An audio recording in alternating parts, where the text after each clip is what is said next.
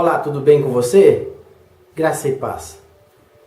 Hoje eu vou meditar em mais um dos milagres realizado por Jesus e hoje meditarei no capítulo 9 do Evangelho segundo escreveu João, a partir do versículo 1.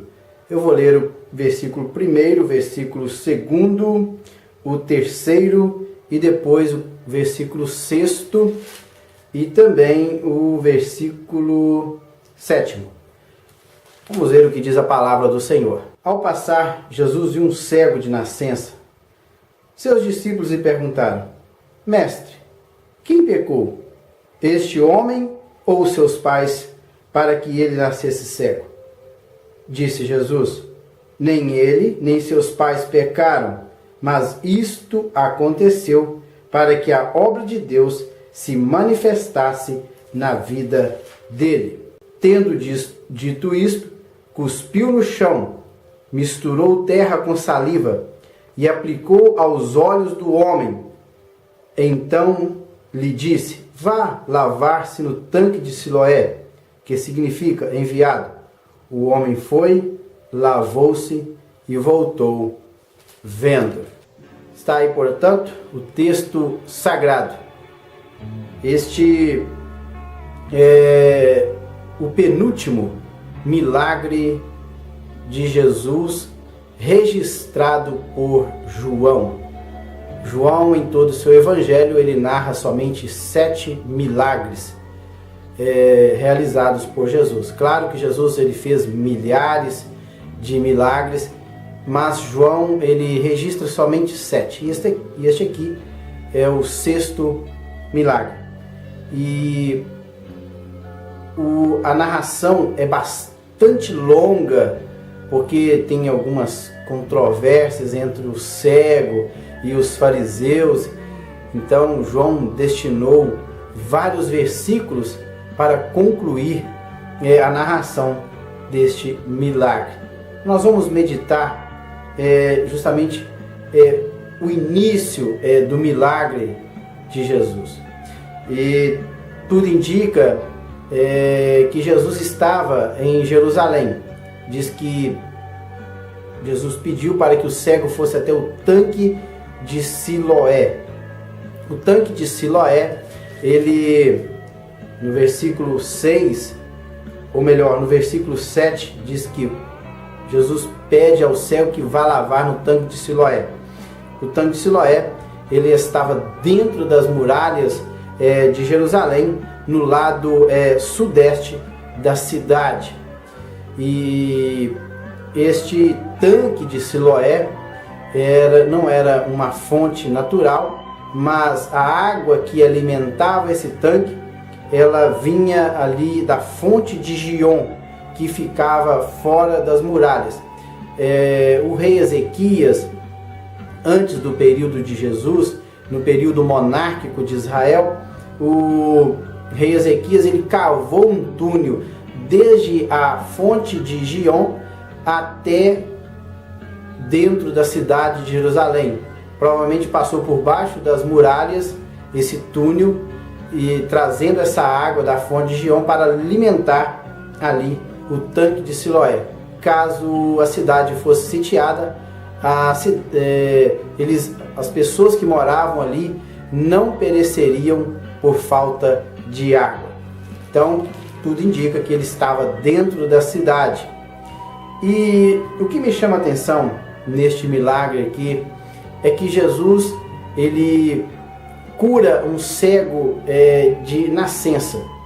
Este homem aqui, ele não sabia o que era as cores, ele não sabia o que era claridade, ele não sabia como era o formato das pessoas. Ele poderia, através do tato, ter uma noção de como eram as pessoas, mas ele não sabia como eram os pássaros, os animais, a natureza. Então esse homem, durante a sua vida toda, ele foi privado deste privilégio. Claro que os outros sentidos deste homem estariam bem mais aguçados, mas o privilégio da visão ele não tinha. E ele viveu a vida toda até aquela fase da sua idade sem a visão. E outra coisa interessante também que me chama a atenção neste milagre é que este homem, ele não suplicou por misericórdia.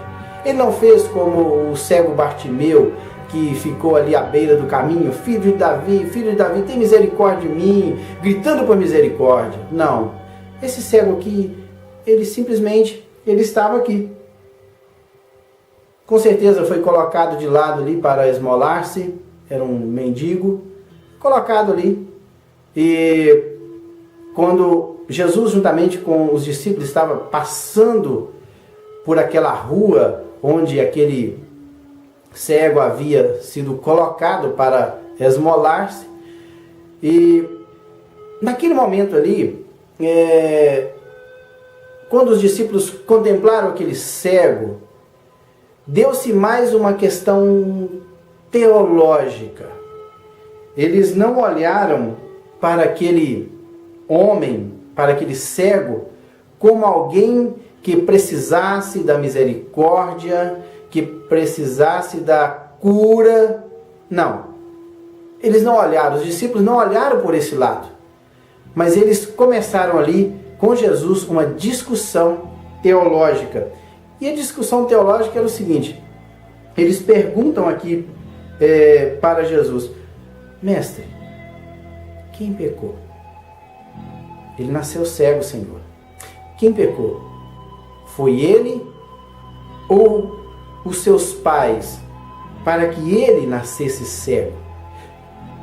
Tudo indica que aquele homem era bastante conhecido ali em Jerusalém, pois os discípulos sabiam que ele era um cego de nascença.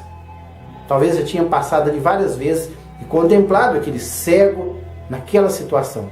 Mas devido a uma discussão teológica dos discípulos com Jesus, Jesus cura aquele homem cego. E eles fazem essa pergunta. Até porque os judeus, eles chegaram à conclusão que Jesus aqui, automaticamente no texto, ele discorda, mas os judeus tinham essa visão de que quando a pessoa estava sofrendo, é porque ele tinha cometido um pecado. Se alguém sofre, é porque ele cometeu um pecado, cometeu um delito. E que a prova que as bênçãos de Deus estão sobre uma pessoa, esta pessoa é bem financeiramente. Os ricos, eles eram considerados pela sociedade judaica que eles eram agraciados, eles eram abençoados por Deus. Lembra de Jó? Os seus amigos que vieram consolá-lo entre aspas, disseram para Jó que ele estava em pecado, por isso que ele estava sofrendo. Lembram bem? E neste caso aqui, os discípulos tinham a mesma ideia: Senhor, quem foi que pecou para que este homem nascesse cego? Foi ele ou foi os pais? Foram seus pais. E naquele momento, Jesus, ele discorda dos seus discípulos, quebrando aquela ideia, aquela linha de pensamento que aqueles que sofrem é porque eles estão em pecados. Veja bem, o que Jesus responde aqui no versículo 3: nem ele, nem seus pais pecaram, mas isto aconteceu para que a obra de Deus manifestasse na vida dele. Também Jesus não está colocando a culpa em Deus, que foi permissão de Deus, mas tudo que acontece na natureza, tudo que acontece na vida do ser humano é para a glória de Deus. Muitas das vezes naquela época as pessoas nasciam com uma doença congênita devido a doenças venéreas, devido ao trabalho de parto, alguma coisa dessa natureza, porque não tinha uma medicina avançada. Mas tudo isso aconteceu para que a obra de Deus se manifestasse na vida dele. E aí que, quando Jesus responde à pergunta dos seus discípulos, Jesus imediatamente, no versículo 6, ele diz: tendo dito isso, cuspiu no chão. Jesus cuspiu no chão, fez um lodo, fez um barro com as suas mãos. Pegou aquela mistura e aplicou diretamente nos olhos daquele homem. Mais uma vez eu fico maravilhado. Algumas vezes Jesus, ele somente disse uma palavra e a pessoa foi curada. Outras vezes Jesus, ele disse uma palavra e a pessoa que estava à distância também foi liberta ou foi curada. Num outro milagre, Jesus toca nos olhos do cego e ele volta a ter visão. Um outro, Jesus, ele ora, toca na pessoa, coloca as mãos sobre a cabeça da pessoa e a pessoa enxerga os homens como se fossem árvores. Mas neste caso aqui, Jesus, ele faz um barro, coloca nos olhos daquele cego de nascença e ainda dá-lhe uma ordem: vá até o tanque de Siloé, que significa enviado. Jesus com certeza estava querendo experimentar a fé daquele homem. Eu já vi algumas pessoas dizerem que ele, ainda que o cego não fosse pela fé, mas ele queria ficar livre daquele incômodo. Eu não acredito desta forma. Eu acredito que o homem foi justamente pela fé. Pois se ele quisesse ficar livre do barro que estava em seus olhos, ele teria pedido auxílio na próxima casa que ele teria encontrado. Me dá uma água aí, por favor, deixa eu lavar os meus olhos. Não. Ele praticamente, eu não sei onde Jesus estava, talvez ele teve que cruzar a cidade, guiado por alguma pessoa, e foi até o tanque de Siloé, porque Jesus deu esta ordem: vá até o tanque de Siloé, lave, e você será curado. E o homem foi, lavou e voltou vendo. Eu vejo aqui agora o poder de Jesus, o poder curador. E o mais interessante ainda neste milagre é que quando o cego volta, ele não enxerga, ele não consegue ver mais Jesus. Ele não viu mais Jesus. Ele estava enxergando, mas ele não viu mais Jesus. Jesus tinha ido embora. E ele voltou para a sua casa. E quando ele chega, os seus vizinhos anteriormente, que conhecia ele como ceguinho, que ficava esmolando-se nas ruas da cidade de Jerusalém, disse: olha, mas não é aquele homem cego? Alguns diziam: não é ele, não é possível, parece-se com ele, mas não é ele. E ele disse: sou eu mesmo, eu fui curado. E ele conta toda a história. E ele diz assim: sou eu mesmo. Um homem chamado Jesus misturou terra com saliva, colocou nos meus olhos e me disse que fosse lavar no tanque de Siloé. Fui, lavei e agora vejo. E eles perguntaram: onde é que este homem chamado Jesus está? Ele disse: não sei. Eu fui, lavei, quando eu voltei, não tinha mais ninguém lá. Jesus tinha ido embora. Então, aqueles vizinhos daquele homem pegaram aquele rapaz ou aquele homem, não sei, aqui não relata a idade dele, pegaram aquele homem e levaram ele até os fariseus. Sabe por que eles levaram ele até os fariseus? É porque era um sábado. E os fariseus eram legalistas, não aceitavam que alguém fizesse algum tipo de trabalho no sábado. Então eles consideravam qualquer coisa como trabalho.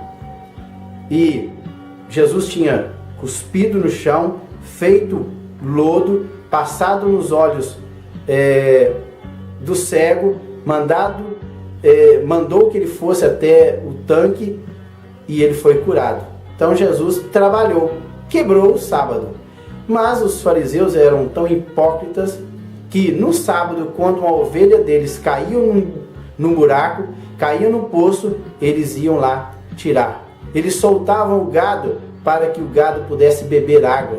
Então eles eram hipócritas. Eles cuidavam dos seus bens materiais, mas Jesus não poderia cuidar das pessoas que eram muito mais importantes do que os animais. As pessoas têm maior valor do que os animais.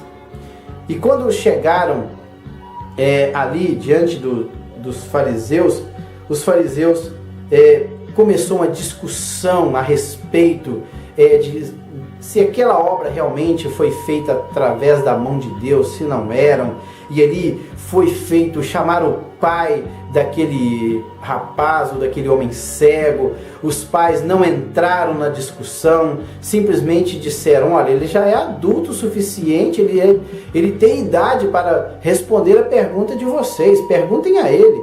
E eles, depois de muita pergunta, muita discussão, alguns chegaram à conclusão que era a mão de Deus, outros disseram que não, porque ele estava quebrando o sábado, outros disseram que era pecador. Inclusive esse cego ainda ensinou algo para os fariseus. Ele diz: olha, não sei se ele é pecador ou não. Uma coisa eu sei, eu era cego e agora vejo.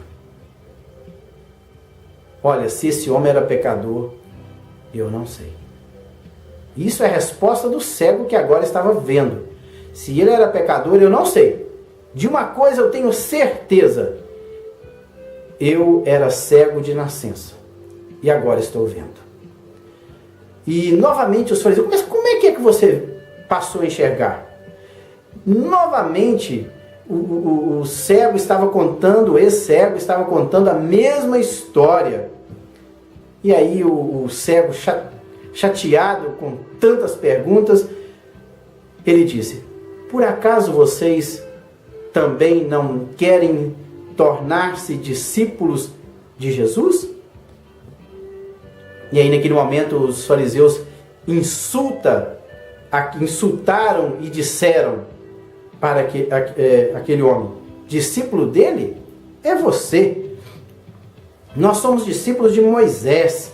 Sabemos que Deus falou com Moisés, mas quanto a esse, nem sabemos de onde ele vem.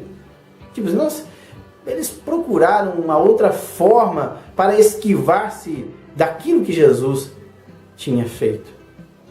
E o homem respondeu com uma propriedade que eu fico maravilhado. Ele diz assim: ora, isto é extraordinário. Está no versículo 30. Vocês não sabem de onde ele vem. Contudo, ele abriu os meus olhos. Sabemos que Deus não ouve pecadores, mas ouve o homem que o teme e pratica a sua vontade. Ninguém jamais ouviu que os olhos de um cego de nascença tivessem sido abertos. Se esse homem não fosse de Deus, não poderia fazer coisa alguma. Naquele momento, o cego, que agora estava vendo, ele começou a ensinar as Escrituras, baseado no livro do profeta Isaías, que ele abriria, ou que ele daria visão aos cegos. Ele estava ensinando aos fariseus, que eram conhecedores da Torá, dos profetas e dos outros livros que compunham o Antigo Testamento. Eles eram profundos conhecedores, mas que as suas mentes estavam tão fechadas, eles estavam cegos espiritualmente. E o mais lindo que eu vejo aqui neste milagre é que Jesus encontra novamente, após aquele homem ter sido expulso ali da presença dos fariseus, os fariseus ainda quando expulsa ele, você olha, você nasceu cheio de pecado, a mesma visão que os discípulos tinham. Você nasceu cheio de pecado, por isso que você nasceu cego. Como tem a ousadia de nos ensinar? E o expulsaram da sinagoga. E ele saiu. E Jesus ficou sabendo de que ele havia sido expulso. E quando Jesus encontra, Jesus faz a pergunta: você crê no Filho do Homem? Quem é ele, Senhor, para que eu nele creia? Jesus responde: você já o tem visto. É aquele que está falando com você. Sou eu. Eu que falo contigo. Sou eu, o Cristo, o Messias, o prometido. E ele responde: Senhor, eu creio. E o adorou. Naquele momento ali, o cego também, ele recebe a salvação de Jesus. Ele primeiramente recebeu o milagre. E agora, ele recebe a visão espiritual. Os seus olhos materiais foram abertos. E agora, Jesus conclui a obra na vida daquele homem, abrindo seus olhos espirituais. O processo já estava sendo feito na vida daquele homem. O fato é que ele já estava ensinando a Torá para os próprios fariseus, que eram profundos conhecedores da mesma. Quando Jesus faz a obra em nossa vida, ele a faz de maneira completa. Ele não deixa nada pela metade.